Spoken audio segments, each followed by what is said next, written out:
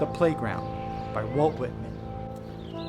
When painfully athwart my brain, dark thoughts come crowding on, and sick of worldly hollowness, my heart feels sad or lone. Then out upon the green I walk, just ere the close of day, and swift I ween the sight I view clears all my gloom away. For there I see young children, the cheeriest things on earth. I see them play, I hear their tones of loud and reckless mirth. And many a clear and flute-like laugh comes ringing through the air, and many a roguish, flashing eye, and rich red cheeks are there. Oh, lovely, happy children, I am with you in my soul. I shout, I strike the ball Take it with slowly, you. Theo. With Break. you I race and roll. Methinks white-winged angels, floating unseen the while, hover around this village green, and pleasantly they smile. Oh, angels, guard these children. Keep grief and guilt away from earthly harm, from evil thoughts. Oh, shield them night and day.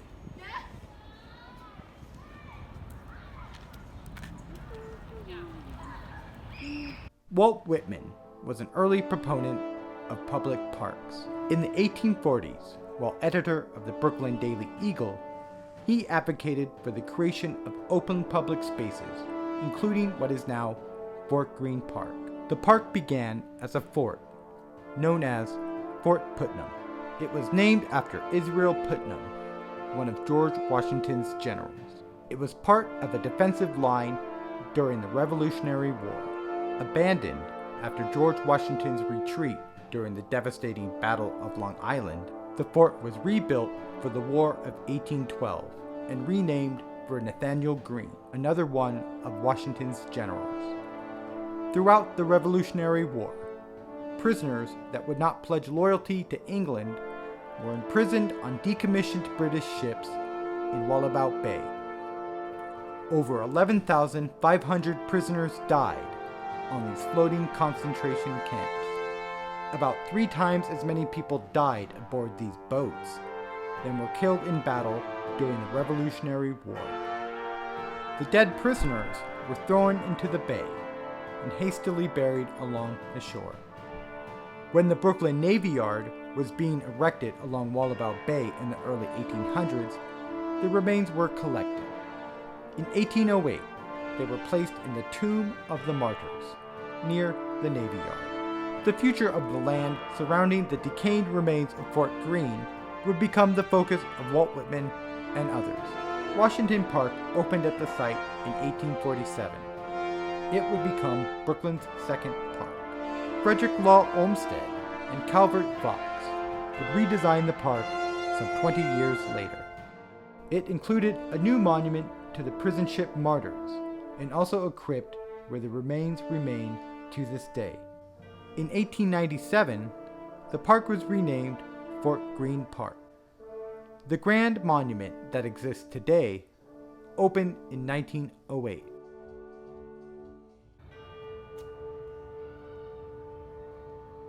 This structure is from 1908. It's about 111 years old, and this was a Stanford white joint. So this was designed by the same guy who did the arches at Washington Square Park and the one that's at Grand Army Plaza over at Prospect Park. You can see these sort of spiral rivets in the walls. There was a double helix staircase that went up there, and it was an observatory. Up there, before the age of the skyscraper, a column on top of a hill that's about as high as you can get a human body without a hot air balloon. So this was very exciting to be up there, especially during sunsets. You can see the whole New York Harbor. My name's Teddy Bailey. I'm an urban park ranger. I work all over Brooklyn, and I'm based in Fort Greene Park. What role do the rangers play in maintaining and educating about this park? Yeah, it's a great question. A lot of times when we talk to kids and we ask the kids, what is it that a park ranger does? They say, you clean the park, you take care of the park. And this is a fantastic opportunity for me to say that I don't do any of that. There's many other people that deserve credit. Maintenance workers do fantastic work.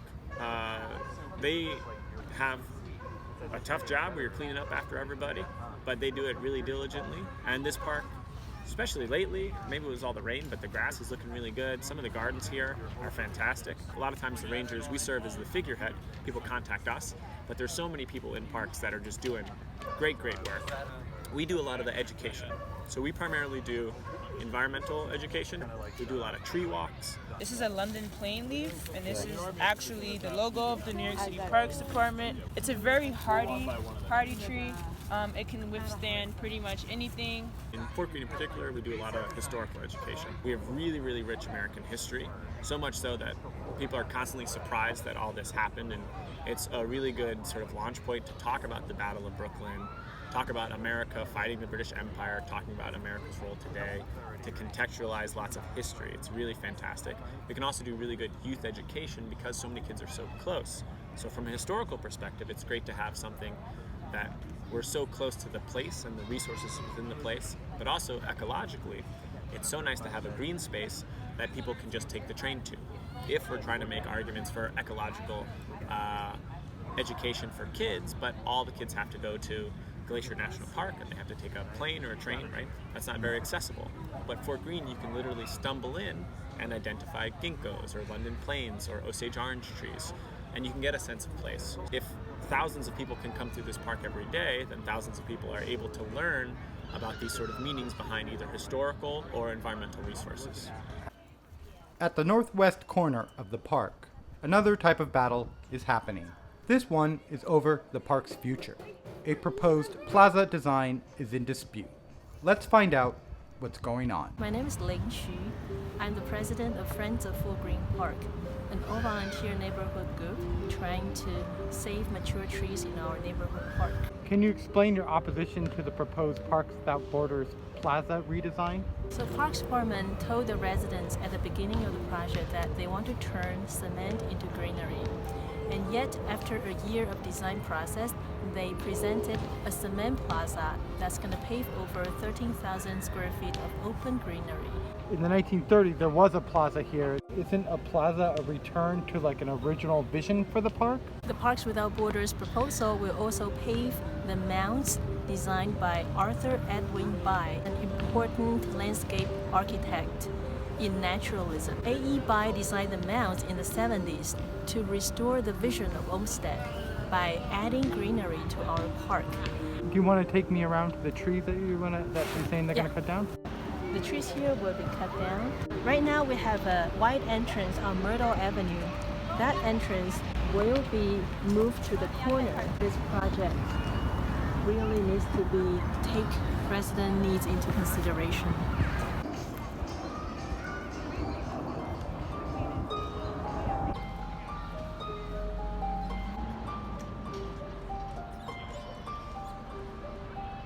Not only is Fort Greene Park a wonderful public space filled with history, it is also filled with passionate supporters, playgrounds, beautiful open spaces, and thousands of trees.